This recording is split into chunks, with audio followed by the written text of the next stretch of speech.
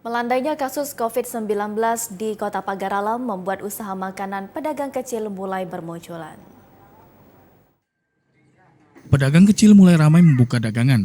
Sebelumnya mereka pernah berjualan di pinggiran jalan, namun pembeli sepi karena masih tergendala COVID. Bahkan ada juga yang beralih usaha lainnya. Namun kini sejak melandainya COVID, warga kini membuka usaha lagi. Salah satunya Hamdi, warga Jalan Gunung Gang, Man Bengkel, Pagar Alam Utara, membuka usahanya kembali berjualan makanan khas Palembang. Jualan pempek, hewan, model. Sebelumnya anak jualan martabak. Kenapa Pak ini sangkan beralih ke yang ini Pak? Ya karena pengaruh COVID kemarin agak menurun. Sekarang alhamdulillah dagang pempek, alhamdulillah mulai ini lagi stabil lagi perekonomian. Kalau dibanding waktu COVID dulu gimana Pak? Sangat menurun. Alhamdulillah, kalau selama ini selagi di musim Covid kemarin jajan-jajanan agak sukar ditemuin.